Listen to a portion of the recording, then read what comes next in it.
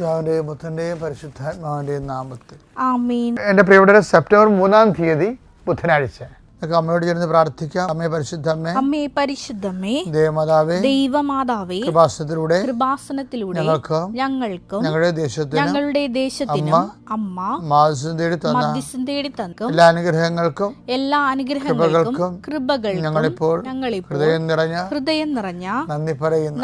അമ്മേ പരിശുദ്ധമ്മേ, ദേവമാതാവേ, 2004 ഡിസംബർ 7 ഉച്ചകഴിഞ്ഞ് 2:30 കൃപാസനത്തിൽ സംഭവിച്ച അമ്മയുടെ പ്രത്യക്ഷപ്പെടലിനെ കുറിച്ച് തിരുസഭയ്ക്ക് സമർപ്പിച്ചിരിക്കുന്ന പഠനരേഖകളുടെ മേൽ സഭാത്മകമായ പഠനം ആരംഭിക്കുവാൻ ഞങ്ങൾ പ്രാർത്ഥിക്കുന്നു. അമ്മേ പരിശുദ്ധമ്മേ, ഭൂസ്വർലോകങ്ങളുടെ രാജ്ഞിയായ അങ്ങേയ്ക്ക് ഭൗമസംരക്ഷണത്തിനായി പ്രപഞ്ച പ്രകൃതിയെ തന്നെ തിരുസഭ പ്രതിഷ്ഠിക്കുവാൻ ഈ പ്രത്യക്ഷീകരണം വഴി ഇടയാക്കണമേ. പരിശുദ്ധമ്മേ, ജപമാല മാതാവേ, സകല കൃപാസനം പ്രാർത്ഥനകളോടും ചേർത്ത് ഞങ്ങളിപ്പോൾ പ്രാർത്ഥിക്കുന്ന ഈ കുടുംബത്തിന്റെ പ്രത്യേക നിയോഗം. മക്കളെ,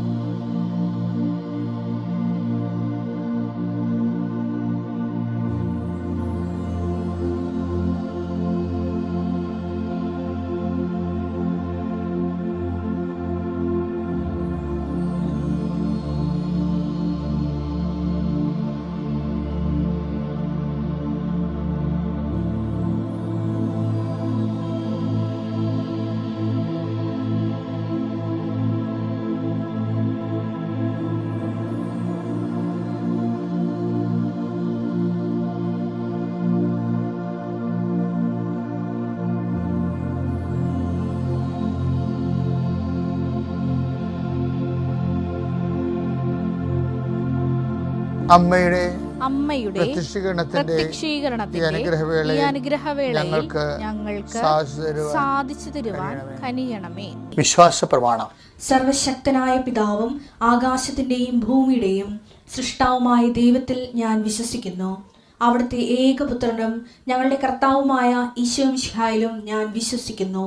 ഈ പുത്രൻ പരിശുദ്ധാത്മാവിനാൽ ഗർഭസ്ഥനായി കന്യകാമറിയത്തിൽ നിന്ന് പിറന്ന് പൊന്തിയോസ് പീലാത്തോസിന്റെ കാലത്ത് പീഡകൾ സഹിച്ച് കുരിശിൽ തറയ്ക്കപ്പെട്ട് മരിച്ച് അടക്കപ്പെട്ട് പാതാളങ്ങളിൽ ഇറങ്ങി മരിച്ചവരുടെ ഇടയിൽ നിന്ന് 3-ാം നാൾ ഉയർത്ത് സ്വർഗത്തിലേക്ക് എഴുന്നള്ളി സർവശക്തിയുള്ള പിതാവായ ദൈവത്തിന്റെ വലതുഭാഗത്തിരിക്കുന്നു. അവിടെ നിന്ന് ജീവിക്കുന്നവരെയും മരിച്ചവരെയും വിധിക്കുവാൻ വരുമെന്നും ഞാൻ വിശ്വസിക്കുന്നു. പരിശുദ്ധാത്മാവിലും ഞാൻ വിശ്വസിക്കുന്നു. വിശുദ്ധ കത്തോലിക്കാ സഭയിലും പുണ്യവാന്മാരുടെ ഐക്യത്തിലും പാപങ്ങളുടെ മോചനത്തിലും ശരീരത്തിന്റെ ഉയർപ്പിലും നിത്യമായ ജീവിതത്തിലും ഞാൻ വിശ്വസിക്കുന്നു. ആമേൻ. സ്വർഗ്ഗസ്ഥനായ ഞങ്ങളുടെ പിതാവേ, അങ്ങയുടെ നാമം പൂജിതമാകണമേ. അങ്ങയുടെ രാജ്യം വരണമേ. അങ്ങയുടെ തിരുമനസ് സ്വർഗത്തിലെ പോലെ ഭൂമിയിലും ആകണമേ. അന്നു വേണ്ടുന്ന ആഹാരം ഇന്ന് ഞങ്ങൾക്ക് തരണമേ. ഞങ്ങളോട് തെറ്റ് ചെയ്യുന്നവരോട് ഞങ്ങൾ ക്ഷമിക്കുന്നത് പോലെ ഞങ്ങളുടെ തെറ്റുകൾ ഞങ്ങളോടും ക്ഷമിക്കണമേ. ഞങ്ങളെ പ്രലോഭനത്തിൽ ഉൾപ്പെടുത്തരുതേ, തിന്മയിൽ ഞങ്ങൾ രക്ഷിക്കണമേ. ആമേൻ. നന്മ നിറഞ്ഞ മറിയമേ, സ്വസ്തി. കർത്താവ് അങ്ങയുടെ കൂടെ സ്ത്രീകളിൽ അങ്ങ് അനുഗ്രഹിക്കപ്പെട്ടവളാകുന്നു. അങ്ങയുടെ ഉദരത്തിൻ ഫലമായി ഈശോ അനുഗ്രഹിക്കപ്പെട്ടവനാകുന്നു. പരിശുദ്ധ മറിയമേ, തമ്പുരാന്റെ അമ്മേ, പാപികളായ ഞങ്ങൾക്ക് വേണ്ടി ഇപ്പോഴും ഞങ്ങളുടെ മരണസമയത്തും തമ്പുരാനോട് അപേക്ഷിക്കണമേ. ആമേൻ. കർത്താവേ, നിന്റെ ഉന്നതമായ നാമത്തിന് സ്തോത്രം ചെയ്യുന്നു. കർത്താവേ, നിന്റെ വിശുദ്ധ പൗരോഹിത്യത്തെ മഹത്വപ്പെടുത്തണമേ. ഈശോ ഇന്ന് യാത്ര ചെയ്യുന്നവരെ ആശ്രയിച്ച് പ്രാർത്ഥിക്കുന്നു. ഈശോയെ, മാരകരോഗങ്ങൾ, മറാവ്യാധികൾ യേശുവിൻ്റെ നാമത്തിൽ മാറിപ്പോകട്ടെ. ഈശോ, നിന്റെ വിശുദ്ധ പൗരോഹിത്യത്തെ മഹത്വപ്പെടുത്തണമേ. കർത്താവേ, നിന്നെ ആശ്രയിക്കുന്ന നിരാശന ഇടയാക്കലെന്ന് പ്രാർത്ഥിക്കുന്നു. ഈശോയെ, ഇന്നത്തെ ദിവസം സഞ്ചരിക്കുന്ന വഴികൾ, സംസാരിക്കുന്ന വ്യക്തികൾ, നിങ്ങൾ കടന്നു പോകുന്ന ഓരോ സംരംഭങ്ങൾ, ഓഫീസുകൾ, അതുപോലെ തന്നെ ഇടങ്ങൾ, വീടുകൾ, അവരോട് സംസാരിക്കുന്ന വിഷയങ്ങൾ എല്ലാം നിങ്ങൾക്ക് അനുകൂലമാകുകയും നിങ്ങൾക്ക് സംസാരിക്കാൻ ആവശ്യമില്ലാത്തത് സംസാരിക്കാതിരിക്കുകയും അസ്വസ്ഥതകൾ ഉണ്ടാകാതിരിക്കുകയും ഹൃദയം ഭാരപ്പെടാതിരിക്കുകയും എൻ്റെ ഹൃദയത്തെ കർത്താവിൻ്റെ നാമത്തിൽ ഞാൻ മുദ്ര വെക്കുന്നു. കർത്താവെ, അങ്ങ് ആഗ്രഹിക്കാത്ത വഴികളിലൂടെ സഞ്ചരിക്കാതിരിക്കാൻ അവർക്ക് അങ്ങ് സംരക്ഷണം നൽകണമെന്ന് പ്രാർത്ഥിക്കുന്നു. ദൈവത്തിൻ്റെ കരുണ നിന്നെ ആവശ്യിക്കട്ടെ, നിൻ്റെ കുഞ്ഞുങ്ങളെ ആശീർവദിക്കട്ടെ.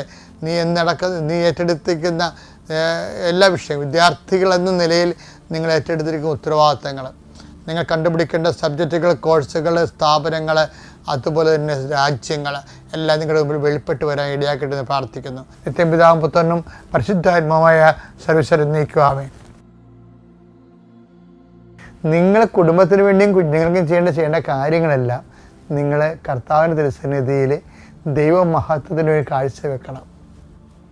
നിങ്ങളിങ്ങനെ ഓട്ടോമാറ്റിക്കായിട്ട് ഉത്തരവാദിത്തം പോലെ അങ്ങനെ ചെയ്തു മാറുന്നതാണ്. എന്തുമാത്രം ചെയ്ത് ചില കാര്യങ്ങൾ വരവ് വെക്കണമെന്നുണ്ടെങ്കിൽ നമുക്ക് ഇൻറ്റൻഷൻ വെക്കണം. ഇൻറ്റൻഷൻ ഒരു പ്രധാന ഇൻറ്റൻഷൻ ഇൻറ്റൻഷൻ വെച്ചാൽ അത് ഉദ്ദേശം വെക്കണം. ഉദ്ദേശം വെക്കാത്ത ഇപ്പം അണക്കെട്ടില്ലാത്ത നദികൾ എന്ത് സംഭവിക്കും? നല്ല വെള്ളം ഒഴുകി കടലിൽ പോയി ഉപ്പുവെള്ളമായി മാറും. അതുപോലെ നിയോഗം എന്ന് പറയണത്, നമ്മളിത് ഇന്ന ഇൻറ്റൻഷനോട് കൂടിയാണ് ഇത് ചെയ്യണത്, കർത്താവിൻ്റെ നാമത്തിൻ്റെ മഹത്വത്തിനാണ് എന്ന് നമ്മൾ ഇൻറ്റൻഷൻ വെച്ചാൽ ദൈവനാമം മഹത്വപ്പെടണം, സുവിശേഷം വ്യാപരിക്കണം, വിശ്വാസം കൈമാറണം. കർത്താവ് എൻ്റെ കഷ്ടപ്പാട്, നമ്മൾ കഷ്ടപ്പാടിനെ കുറിച്ച് എപ്പോഴും പറയും. ഞാൻ കെട്ടിവന്ന കാലം മുതൽ കിടന്ന് അലയണാണെന്ന് പറയും. എൻ്റെ മകളെ കെട്ടിവന്ന കാലം മുതൽ നീ അരച്ചിലാണെങ്കിൽ ഇന്ന് നീ ഒരു മദർ തെരേസയാകേണ്ട ആളാണ്. എന്താ കാര്യം? നീ ഇതൊന്നും കാഴ്ചവെച്ചിട്ടില്ല. ഇൻറ്റൻഷൻ എന്ന് പറഞ്ഞാൽ എന്താണ്? കാഴ്ചവെപ്പാണ്. നമുക്ക് കാഴ്ചവെക്കുന്നെങ്കിൽ വിശുദ്ധരാകണമെങ്കിൽ നമുക്ക് വിശുദ്ധിയുടെ മേഖലയെ വ്യാപരിച്ചിട്ട് ആ രീതിയിലുള്ള ഒരു സൊല്യൂഷൻ അല്ല. ഓരോരുത്തർക്കും അവരവരായ ഇടങ്ങളിലാണ് വിശുദ്ധിയിലേക്ക് വളരാൻ കഴിയണത്. ഇപ്പം ചില വീടുകളിൽ, ഞാനൊരു വീട്ടിൽ ചെന്നപ്പോൾ പറയും, എൻ്റെ അമ്മായിയമ്മയായിട്ട് ഞാൻ 14 വർഷമാണ് അവർ കിടപ്പ്, ഈ മലമൂത്ര വിസർജനം എല്ലാം കട്ടിലായി. എൻ്റെ അനിയത്തിൻ്റെ മനസ്സമ്മതത്തിന് പോലും പോകാൻ ഒത്തില്ല എന്ന് പറയും. അപ്പോൾ അമ്മായിയമ്മയ്ക്ക് അവിടെ പ്രാധാന്യത്തോടെയാണ് പറയണത്. പക്ഷേ ആ സാധനം മുഴുവൻ ഇവർക്ക് പൊന്നൊരുക്കി, അതൊരു ക്രൂഡ് ഓയിലായിരുന്നു.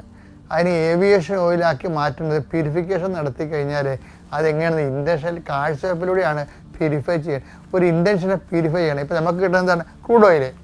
ക്രൂഡ് ഓയിലിനെ നമ്മൾ പ്യൂരിഫൈ ചെയ്യുമ്പോഴാണ് ഡീസൽ, പെട്രോൾ, ഏവിയേഷൻ ഓയിൽ, വിമാനം പറപ്പിക്കുന്ന ഏവിയേഷൻ ഓയിലായിട്ട് മാറണത്. അതുപോലെ തന്നെയാണ് നമ്മുടെ കഷ്ടപ്പാടാണ് നമുക്ക് ക്രൂഡ് ഓയിൽ കിട്ടണത്. അത് ക്രിസ്തുവിൻ്റെ കഷ്ടപ്പാടോട് ചേർത്ത് വെച്ച് കഴിഞ്ഞിട്ട് ക്രിസ്തുവിൻ്റെ നാമത്തെ മഹത്വത്തിന് കാഴ്ചവെച്ച് കഴിഞ്ഞാൽ ഈ സംഭവം എന്ത് ചെയ്യുക? ഈ ഇരുമ്പയിര്, സ്വർണത്തിൻ്റെ അയിരൊക്കെ കറക്റ്റ് മാർക്കറ്റ് വാല്യൂയുടെ സ്വർണ്ണമായിട്ട് മാറും. നിങ്ങൾ കഷ്ടപ്പെട്ടതെന്നൊരു കാര്യമില്ല. അതിന് നിങ്ങൾ കാഴ്ചവെച്ച് ദൈവത്തെ നാമത്തെ ആ വിഷയം വെച്ച് ദൈവത്തെ മഹത്വപ്പെടുത്തി നിങ്ങളതിൽ പ്രയോജനമുള്ള ദാസന്മാരായി ദൈവതിരുസന്നിധിയിൽ സമ്പന്നരായി മാറാൻ ശ്രമിക്കണം. അങ്ങനെയാണ് നമ്മൾ ദൈവതിരുസന്നിധിയിൽ ഇപ്പം 12:21 ലുക്കായില്ലേ 12:21 ഇതുപോലെയാണ് ദൈവസന്നിധിയിൽ സമ്പന്നനാകാതെ തനിക്ക് വേണ്ടി സമ്പത്ത് ശേഖരിച്ചു വയ്ക്കുന്നവനും. അപ്പം ദൈവതിരുസന്നിധിയിൽ സമ്പന്നനാകുക എന്ന് പറയുന്നത് ഒരു ചാലഞ്ചാണ്. അതെങ്ങനെയാണ് അത് നിറവേറ്റണത്? നമ്മൾക്ക് ഇട്ടിരിക്കുന്നത് അയിരില്ലേ, അതിനെ ശുദ്ധീകരിച്ച് സഹനത്തിൻ്റെ അയിരല്ല നമുക്ക് കിട്ടണത്. ചില വീട്ടുകാരുടെ രോഗമായിരിക്കും, ചിലപ്പോൾ ആശുപത്രി അവിടെ കൂടെ നിൽക്കണ കേസ് കെട്ടാകും, ചിലപ്പോൾ കുഞ്ഞുങ്ങളെ പഠിപ്പിച്ചതിൻ്റെ ഭാഗത്തായിട്ട് വന്നതിന് കടങ്ങളാകും, അതിൻ്റെ തിക്കുമുട്ടൽ കുടുംബത്തിൽ നമ്മളിന്ന് അനുഭവിക്കുന്ന വിഷയമാകാം. ഇത് അയിരാണ്. ഇതിനെ ക്രിസ്തുവിൻ്റെ സഹനത്തോട് ചേർത്ത് വെച്ച് ഇങ്ങനെ ഒരു സിറ്റുവേഷനിൽ കടന്നു പോകുന്നതും നിൻ്റെ സഹനത്തിൽ ഇത് വഴി പങ്കെടുക്കാൻ കഴിയുന്നതിലും ഞാൻ നന്ദി പറയുന്നു എന്ന് പറയുമ്പോഴാണ് ഈ പ്യൂരിഫിക്കേഷൻ നടക്കുന്നത്. അപ്പോഴാണ് താറ് വേറെ ഡീസൽ വേറെ ആയിട്ട് മാറണത്. അതെ, ഇപ്പോൾ താറൊക്കെ വരുന്നത് എങ്ങനെയാണ്? ഈ എണ്ണ ശുദ്ധീകരിച്ചുകൊണ്ടല്ലേ വരുന്നത്. അപ്പോൾ അതുപോലെ താറ് വേറെ, തെർമോക്കോൾ വേറെ, സോപ്പ് വേറെ, ഡിറ്റർജൻറ്റ് വേറെ, അതുപോലെ ഡീസൽ വേറെ, പെട്രോൾ വേറെ ആയിട്ട് വരണത് എങ്ങനെയാണ്? അതുപോലെ തന്നെയാണ് ക്രിസ്തുവാണ് ഇതിനെ പ്യൂരിഫൈ ചെയ്യണത്. ക്രിസ്തുവിൻ്റെ സഹനങ്ങളിലൂടെ ഇത് കയറ്റി വിട്ടിട്ട് ദൈവത്തിന് നന്ദി പറയണം. അത്യപൂർവ ദൈവാനുഭവങ്ങൾ ഇനി നിങ്ങൾക്കും സ്വന്തം. ഈ യൂട്യൂബ് ചാനൽ ഇതുവരെ സബ്സ്ക്രൈബ് ചെയ്തിട്ടില്ലെങ്കിൽ ഇപ്പോൾ തന്നെ സബ്സ്ക്രൈബ് ചെയ്യുക. ഈ വീഡിയോ ഇപ്പോൾ തന്നെ നിങ്ങളുടെ സുഹൃത്തുക്കൾക്ക് ഷെയർ ചെയ്തുകൊണ്ട് കർത്താവിൻ്റെ പ്രേക്ഷിതരാകുക.